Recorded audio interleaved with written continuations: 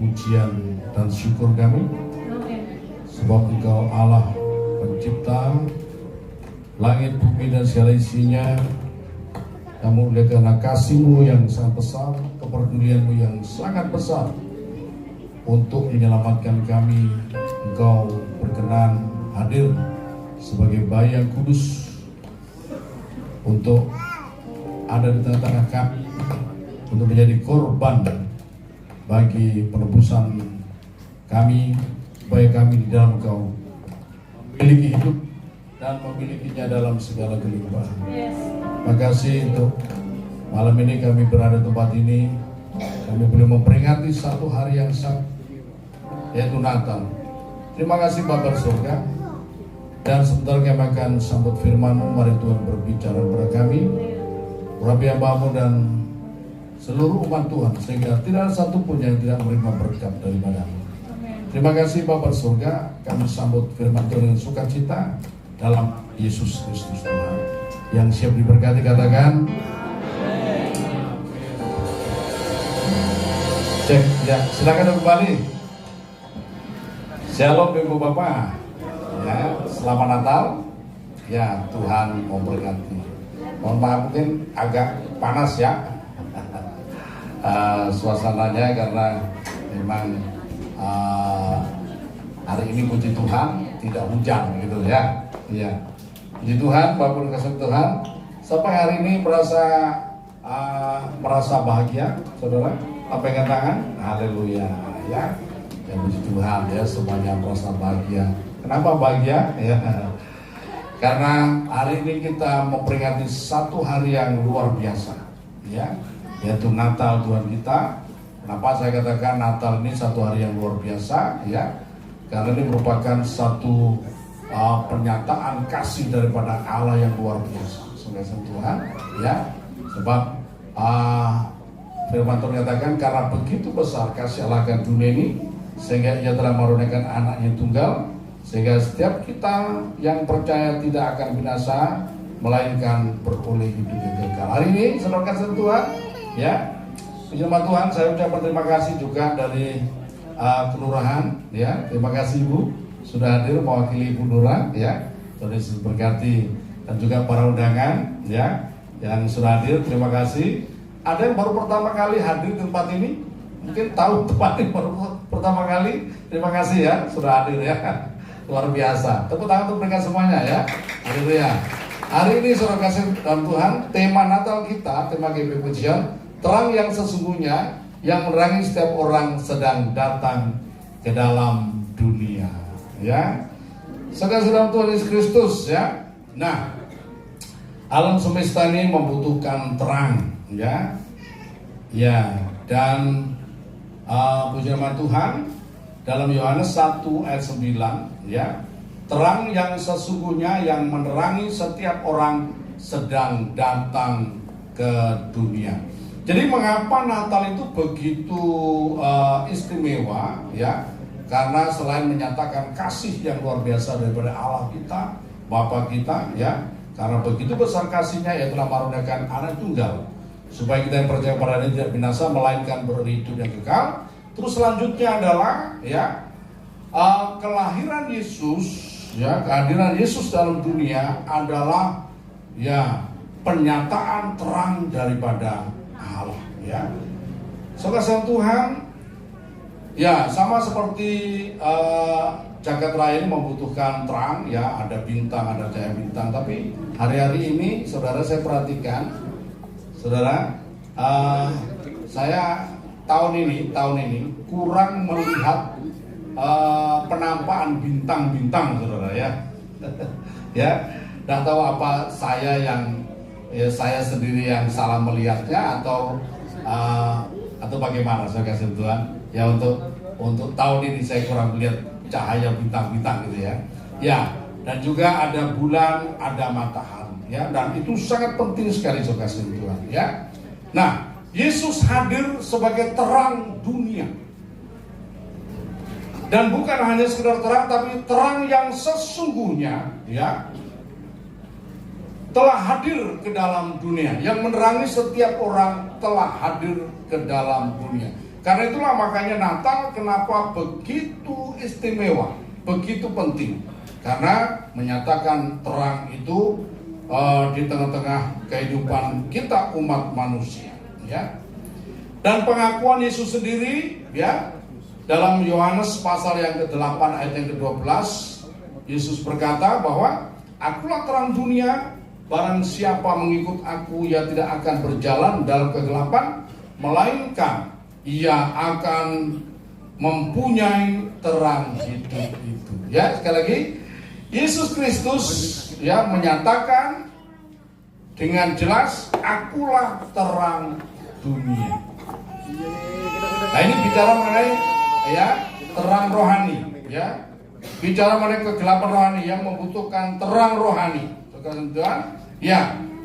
Apakah fungsi terang bagi kita semuanya dan bagi kehidupan ini? Kita semuanya tahu ya, terang untuk kita dapat beraktivitas dan bekerja dengan baik, ya. Tidak ada terang, kita tidak akan mampu berbuat banyak. Ya. Ya. Dan hari ini saya harapkan setelah perayaan Natal 4 ini, saudara begitu menerima terang, saudara akan bisa melakukan pekerjaan-pekerjaan yang lebih baik lagi. Amin. Ya, pekerjaan-pekerjaan yang besar untuk tahun yang akan datang. Karena apa? Saudara telah menerima terang yang sesungguhnya. Sekalian Tuhan, kemudian untuk melihat segala sesuatu nampak sebagaimana adanya. Terang itu akan menjelaskan segala sesuatu, menampakkan segala sesuatu. Ya, benda apa akan kelihatan sebagaimana adanya. Ya. Kita tidak akan tertipu. Kita tolong tayangkan apakah fungsi terang itu, saudara Tuhan, ya.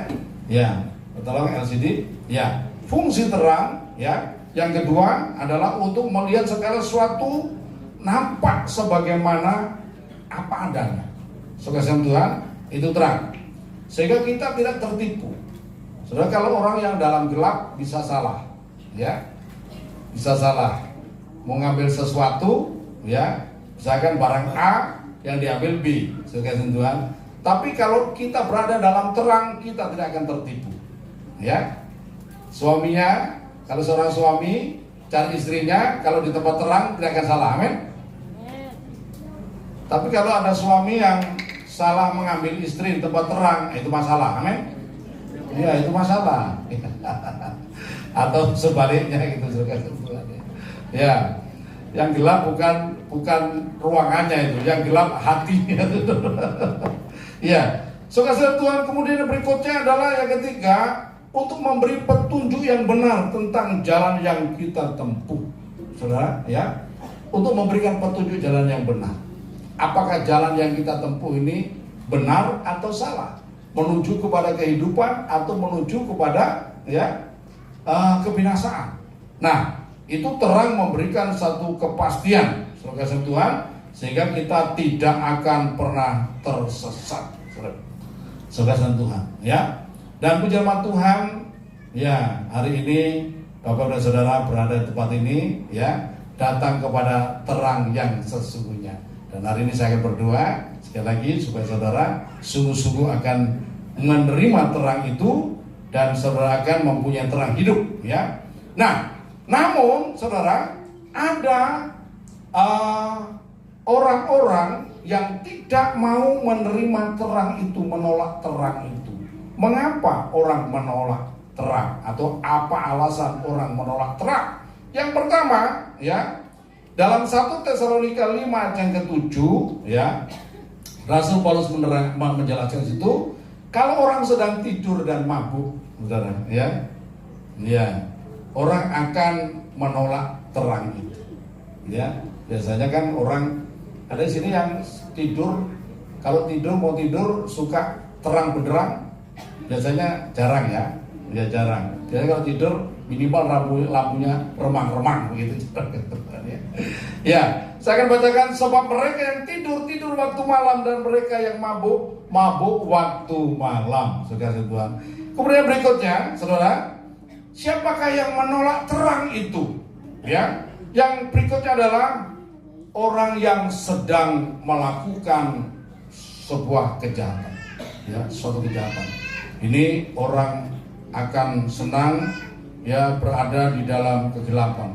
Dalam Yohanes pasal 3 ayat 20, sebab barang siapa berbuat jahat membenci terang dan tidak datang kepada terang itu, supaya perbuatan-perbuatan yang jahat itu tidak nampak.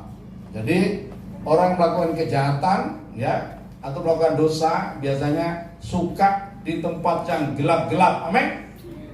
Ya, minimal suka di tempat yang remang-remang begitu ya. Ya. Nah itu biasanya orang yang suka melakukan kejahatan. Tapi orang yang mau berbuat baik, orang melakukan hal-hal yang baik, biasanya senang di tempat yang terang. Saudara Tuhan, nah Yesus sebagai terang dunia, terang yang sesungguhnya hadir dalam dunia ini, menjelaskan segala sesuatu, ya, menerangi segala sesuatu bagi kita semuanya. Yang pertama, bagaimana kita seharusnya menjalani kehidupan di dunia ini. Saudara, bagaimana seharusnya kita menjalani kehidupan di dunia ini? Saudara, ya.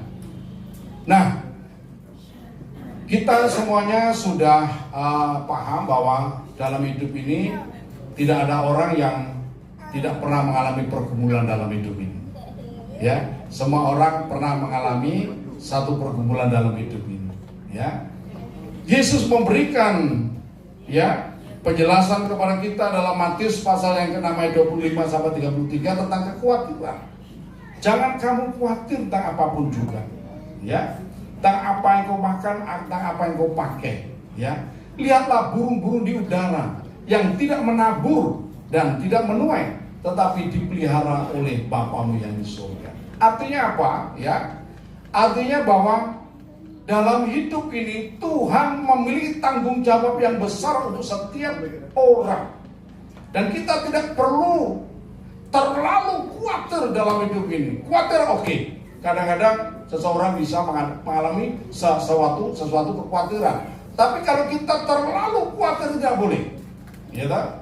Firman Tuhan katakan bahwa Tuhan memperhatikan dan memelihara kita. Jangan kau khawatir tentang hidupmu, tentang apa yang kau makan, apa yang kau minum, ya. Tetapi Tuhan mengajarkan kepada kita, memerintahkan, carilah dahulu kerajaan Allah dan kebenarannya, maka semuanya itu akan ditambahkan kepadamu. Yang terpenting, carilah kerajaan Allah dan kebenarannya, maka semuanya itu akan ditambahkan kepadamu. Kemudian yang berikutnya, saudara Tuhan, ya, tentang bagaimana kita seharusnya beribadah kepada Tuhan, ya. Nah, kita diajar oleh Tuhan, ya. Bagaimana kita beribadah yang berkenan kepada Tuhan. Tuhan Yesus memberikan penjelasan dalam Yohanes pasal 4 ayat 22, Allah itu roh, barang siapa yang menyembah Dia harus menyembahnya dalam roh dan kebenaran. Saudara Tuhan, ya. Ya. Jadi inilah yang diajarkan Tuhan. Kita belajar beribadah kepada Tuhan dengan benar, mempersembahkan hidup ini dengan benar, ya tak? Ya, sehingga ibadah kita itu memberi manfaat bagi kita, bahkan memberikan berkat bagi kita.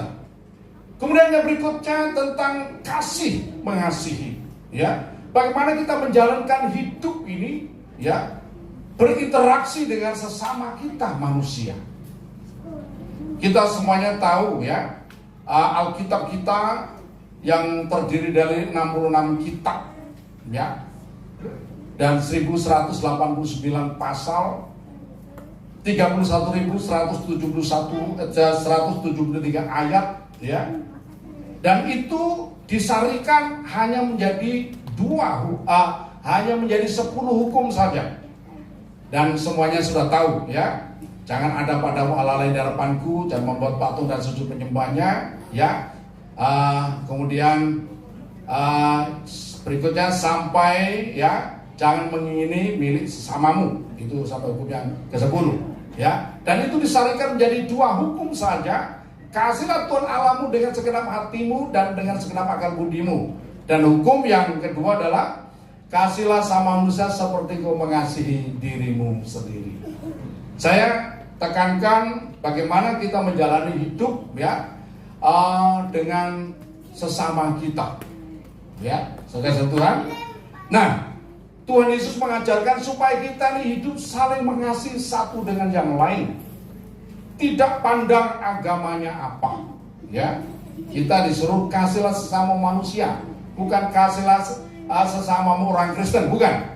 Tapi kasihlah sesamamu manusia, agamanya apa, rasnya apa, sukunya apa, status sosialnya bagaimana. Tuhan ajarkan kasihlah sama manusia. Amin. Ya. Dan Natal ini merupakan wujud kasih yang sangat besar daripada Allah, ya, yang tidak menuntut balas apapun. Saudara, benar-benar kasih ini kasih agape, ya, agapos, saudara kasih Tuhan. Nah, demikian pula kita ini dituntut Tuhan supaya kita hidup saling mengasihi satu dengan lain, supaya hidup ini membawa damai, membawa sukacita bagi yang lain. Amin. Iya. Bahkan Tuhan mengajarkan kepada kita, kalau ada orang yang bersalah kepada kita diperintahkan Tuhan untuk saling mengampuni. Amin. Saya tanya, Tuhan perintahkan kita mengampuni orang yang bersalah kepada kita berapa kali sehari? 7 kali 70 kali, atau 70 kali 7 kali, 490 kali. Saya tanya saudara, ada enggak kira-kira suami-suami yang melakukan kesalahan satu hari 10 kali? Tolong angkat tangan, saudara ibu. Ada enggak? Seandainya suami saudara melakukan kesalahan 10 kali satu hari, kira-kira diampuni enggak? Iya. Biasanya gini, kalau sekali 2 kali tak ampuni Pak, ini 10 kali sudah kebangetan Pak. Loh, kalau kita mengacu kepada firman Tuhan, satu hari Tuhan perintahkan 70 kali 7, artinya tak terbatas. Kalau untuk menyadari kesalahan dan datang minta ampun, minta maaf, ampuni dia. Nah, hari ini itu perintah Tuhan. Supaya apa? Supaya kita membawa damai. Dan kita ini tidak terbebani juga, amin. Iya, saya tanya, kira-kira mau enggak kira-kira Bapak Ibu atau Ibu-ibu, ya, mengampuni suami yang bersalah lebih dari 5 kali? Mau ya? Nah, ini perintah Tuhan soalnya. Tapi jangan kemudian cari kesempatan. Wah, ini ajaran yang luar biasa ini ya. Berarti ini kesempatan buat saya tuh berbuat salah. Ya kalau sengaja berbuat salah enggak usah diampuni, amin. Kalau sengaja, ya, tapi ya diampuni aja lah, ya. Sekasihan Tuhan, ya. Ya. Kemudian yang berikutnya, saudara, ya, tentang bagaimana kita menjalani hidup yang kudus di hadapan Tuhan. Ya. Saudara, Tuhan memberikan penjelasan, ya, bahwa seorang suami hanya boleh memiliki seorang istri saja. Ya. Kalau zaman Taurat zaman dulu, ya, zaman Taurat, Abraham itu istrinya berapa? Ya, istrinya 1 sebenarnya, Sarah. Cuma ada, ya, tambahannya, yaitu apa? Ya, Hagar. Kemudian setelah Sarah mati, dia menikah lagi dengan Keturah. Ya, kan tidak salah itu ya. Ya. Tapi zaman perjanjian lama, seorang yang istrinya paling banyak kita semua sudah tahu ya, Salomo. Raja Salomo itu istrinya 700, ya, gundiknya 300. Saya pikir kengken. Ya, saya aja punya istri udah 1 aja sudah ya, saudara, lebih dari cukup, saudara, ya. Nah, ini 700, saudara. Nah, di zaman Tuhan Yesus Kristus, Tuhan tetapkan, ya, laki-laki hanya boleh mempunyai seorang istri saja. Demikian pula dengan seorang perempuan hanya boleh mempunyai seorang suami saja. Tidak berlaku perempuan Samaria. Amin. Ya. Dan ya, yang berikutnya, ya, seorang yang sudah disatukan dalam pernikahan, tidak boleh dipisahkan dengan apapun. Nah, itu ajaran firman Tuhan. So, kasihan Tuhan. Kemudian kehadiran Yesus dalam dunia memberikan terang, ya. Tolong tayangkan, ya. Memberikan terang bahwa untuk kita dapat mengenal Allah dengan benar. Saudara Tuhan, kita dapat mengenal Allah dengan benar. Saudara, dalam Yohanes pasal 1 ayat yang ke-18, di sana dikatakan bahwa tidak seorang pun pernah melihat Allah, ya. Yohanes 1 ayat yang ke-18. Saya akan bacakan, ya, saudara, supaya lebih lengkap, ya. Yohanes 1 ayat 18. Demikian, ya. Tidak seorang pun yang pernah melihat Allah, tetapi anak tunggal Allah yang ada di pangkuan Bapa, dialah yang menyatakan. Jadi kelahiran Yesus ini untuk membuka rahasia kealahan. Saudara, ya, tidak pernah seorang pun, tidak ada seorang pun yang pernah melihat Allah, tetapi anak tunggal Allah, ya, yang ada di pangkuan Bapa, dialah yang menyatakan. Saudara, Allah itu roh.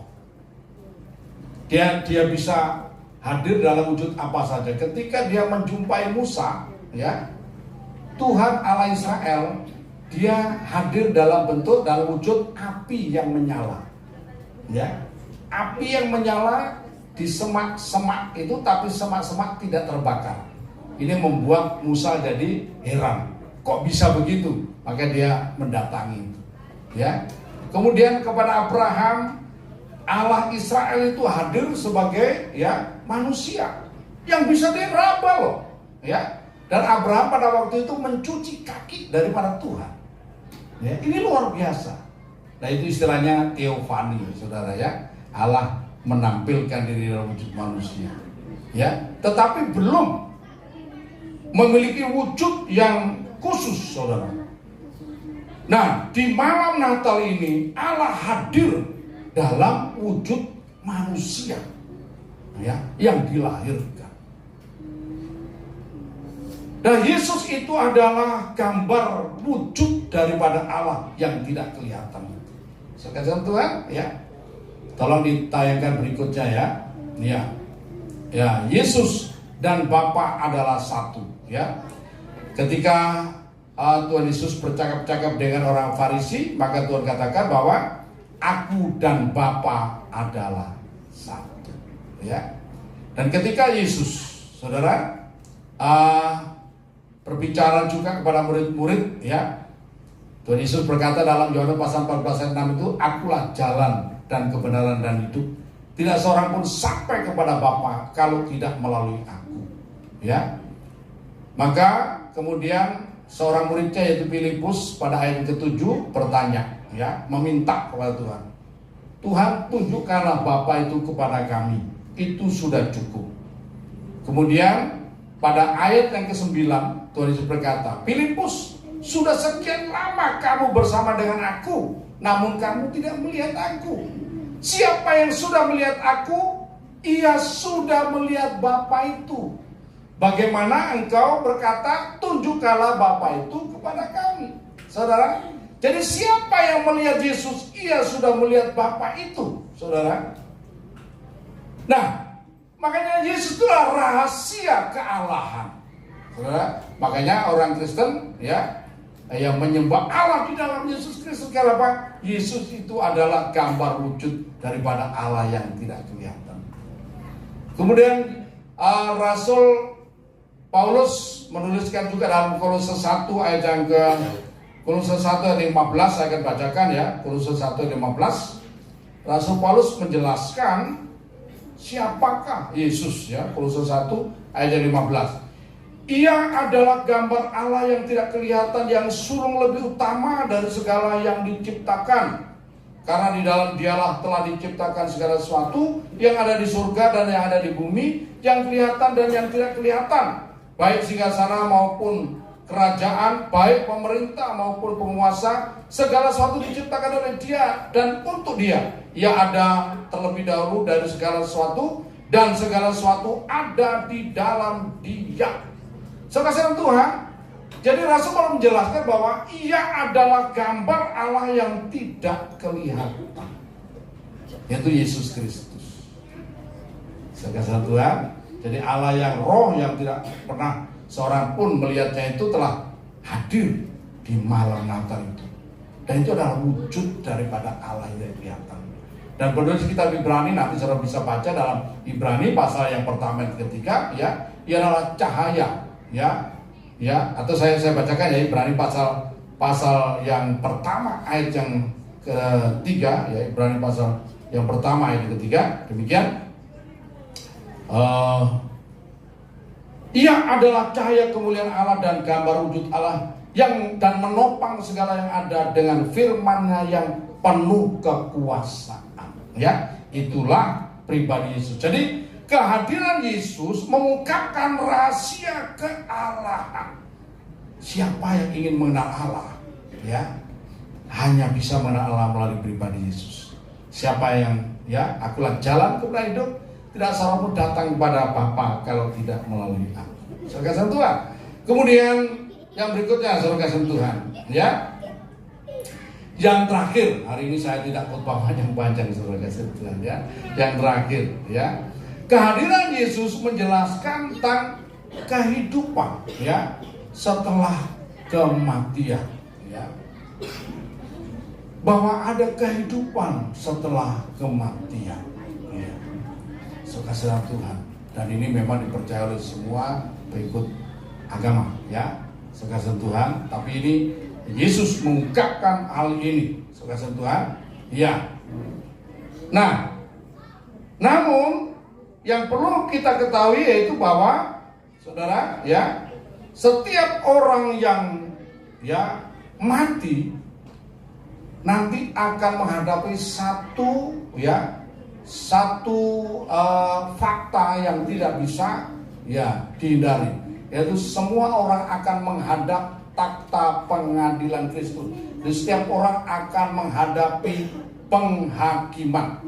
Dalam 2 Korintus pasal 5 ayat ke-10, ya, bahwa setiap orang nanti akan menghadapi satu pengadilan, ya. Saya akan bacakan, ya, 2 Korintus pasal yang ke-5 ayat yang ke-10, ya. Demikian firman Tuhan. Sebab kita semua harus menghadap takhta pengadilan Kristus, supaya setiap orang memperoleh apa yang patut diterimanya sesuai dengan yang dilakukannya dalam hidup ini, baik ataupun jahat, saudara, ya. Nah, selanjutnya, saudara kasih Tuhan, dalam fakta rohani, ya, itu ada 2 tempat saja, ya, yang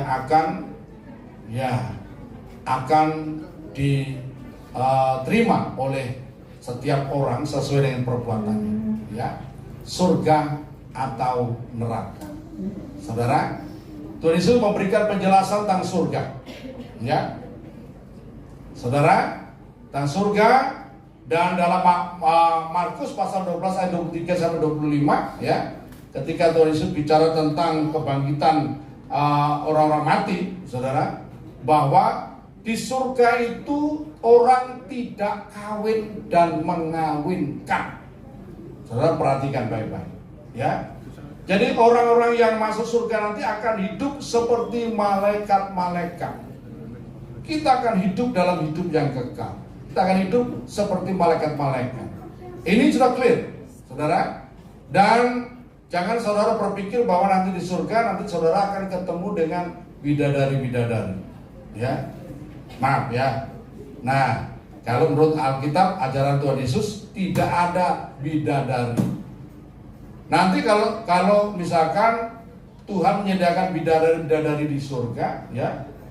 Nah, ketika suami istri pulang ke surga, saudara, begitu kenyataannya di sana suaminya diterima oleh bidadari-bidadari, saya percaya, ya, istrinya yang ada di surga sana, yang sama-sama di surga sana akan menderita tekanan batin. Amin. Ya. Pasti setiap hari nangis. Pasti setiap hari dia akan nyanyi. Pulangkan saja aku pada ibuku. Tapi di sana tidak ada. Ya. Ini kabar baik buat para istri. Amin. Iya, tidak ada bidadari di surga. Suami-suami akan hidup seperti malaikat-malaikat. Istri-istri akan hidup seperti malaikat-malaikat. Ya, haleluya. Demikian pula bagi istri-istri, ya, bagi perempuan tidak ada bidodoro. Amin. Ya, kalau perempuan kan, kalau laki-laki kan bidadari, kalau perempuan bidodoro, saudara. Ya, tidak ada di sana. Tuhan. Ya. Nah, saudara Tuhan, kemudian neraka. Jelas, neraka itu hanya ada ratap tangis dan kertakan gigi. Orang yang masuk neraka akan digarami dengan api. Dan di neraka sana tidak ada hari, saudara. Dan tidak ada begini. Orang masuk neraka nanti ditimbang, ya, sesuai dengan dosanya ditentukan berapa tahun masuk neraka. Tidak ada tahun di neraka. Suasananya beda seperti di bumi. Amin. Iya, beda. Tidak ada perputaran matahari di sana. Tidak ada jam. Amin. Tidak ada jam di neraka, saudara sekalian. Yang ada gelap, api. Yang ada ratap tangis dan kertak gigi di sana. Dan orang masuk neraka kekal saleleng-lelengan. Amin. Selama-lamanya, saudara. Bukan nanti masuk neraka, kemudian nanti dipindah lagi masuk surga, pindah lagi masuk neraka lagi, nyunyu, ya saudara kasih Tuhan ya. Ya. Enggak. Jadi neraka, surga. Nah, sekarang yang terakhir, rahasianya seorang untuk masuk ke dalam kerajaan surga. Ya. Inilah misi Kristus datang ke dunia, yaitu apa? Untuk menyelamatkan kita. Ya. Dari apa? Dari dosa dan kebinasaan kekal.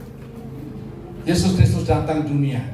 Sang Firman itu, Allah yang adalah roh, dia hadir dalam mengambil rupa sebagai anak manusia, ya, jadi sama seperti kita. Dia memiliki daging, memiliki darah, ya, memiliki tulang. Saudara kasih Tuhan, supaya apa? Bisa menjadi korban untuk menggantikan posisi saya dan posisi saudara. Itu yang dilakukan oleh Kristus Yesus, ya. Dan semuanya kita sudah tahu bahwa Yesus sudah berkorban mati di salib untuk saya dan untuk saudara. Supaya apa? Kita yang percaya tidak binasa melainkan beroleh hidup yang kekal. Ya, saudara percaya kepada Tuhan Yesus Kristus, saudara memiliki pengampunan dosa. Ya, diampuni dosa saudara. Saudara percaya dan memberi dibaptis. Markus pasal 15 ayat 15-16 itu. Saudara diselamatkan. Diselamatkan itu artinya apa? Ya, yang pertama diampuni segala dosa saudara. Kemudian saudara dipindahkan dari dalam maut ke dalam hidup. Saudara, kemudian status saudara berubah. Saudara, status saudara dari anak-anak dunia menjadi anak-anak Allah. Saudara, warga kerajaan dunia menjadi warga kerajaan surga. Saudara Tuhan. Sehingga ketika kita nanti meninggalkan dunia ini, kita akan memberi kepastian. Yesus ketika naik ke surga sebelumnya dia berkata bahwa aku pergi untuk menyediakan tempat bagimu. Saudara, jadi Tuhan Yesus sekarang ada di surga bukan ongkang-ongkang, ya nongkrong-nongkrong saja, bukan. Tapi dia bekerja keras memintakan para malaikat untuk membangun rumah bagi saya dan bagi saudara. Amin. Ya, membangun satu tempat buat saya dan saudara. Sehingga ketika saudara nanti ketika pulang sudah tersedia satu tempat bagi saya dan saudara. Ya, karena itu saudara, hari ini ya setiap orang harus mendengar kabar baik ini, bahwa Yesus Kristus datang ke dunia untuk melakukan misi ini, yaitu apa? Untuk menyelamatkan kita dan untuk memberikan kepastian kepada kita keselamatan dan kehidupan yang kekal. Itu yang dikerjakan Allah di dalam Kristus Yesus untuk saya dan saudara. Jadi hari ini, saudara kasih Tuhan, saudara yang dalam Tuhan Yesus Kristus setialah sampai akhir. Amin. Saudara yang belum menerima keselamatan, dengar baik-baik, ya, pertimbangkan, pelajari dengan benar, benar enggak apa yang saya katakan hari ini? Saudara, pelajari dan benar. Dan ketika saudara yakin, saudara beri dirimu untuk percaya pada Tuhan Yesus, beri diri baptis, dan saudara akan menerima keselamatan dan hidup yang kekal. Tuhan Yesus memberkati. Selamat Natal ya. Kiranya damai sejahtera seperti Natal memiliki kita semuanya.